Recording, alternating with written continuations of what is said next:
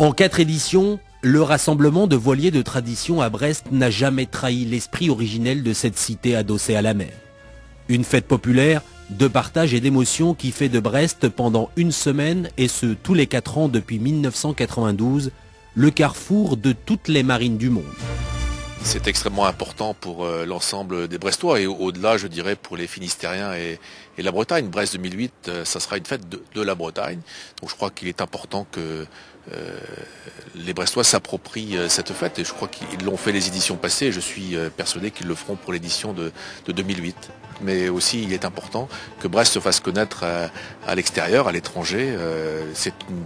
Les fêtes de Brest sont une fête qui est suivie par un grand nombre de pays et pour nous, c'est un vecteur de communication qui colle complètement à l'image maritime de notre ville.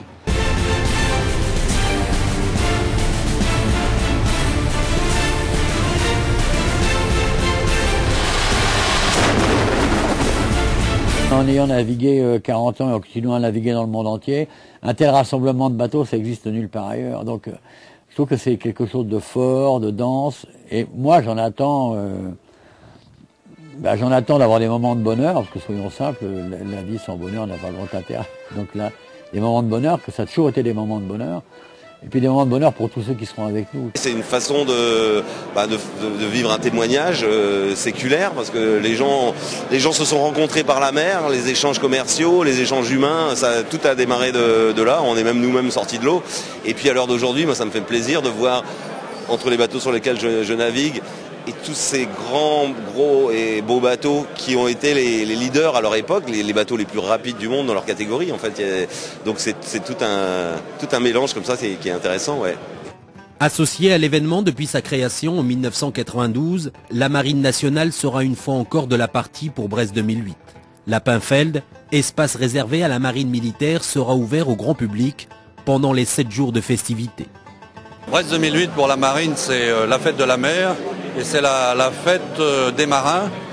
Nous sommes associés depuis l'origine à cette manifestation puisque nous étions dès Brest 92 partenaires des organisateurs et c'est un mouvement tout à fait émouvant pour nous de pouvoir tous les 4 ans remettre nos moyens à disposition de la ville, remettre nos bateaux sur le plan d'eau et les ouvrir aux visiteurs et apporter notre contribution à l'organisation de cette fête.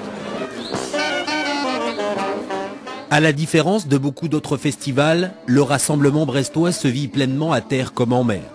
Des visites sont organisées à quai, ainsi que des sorties en mer, grâce à la participation d'une vingtaine d'armateurs de Brest et de sa région.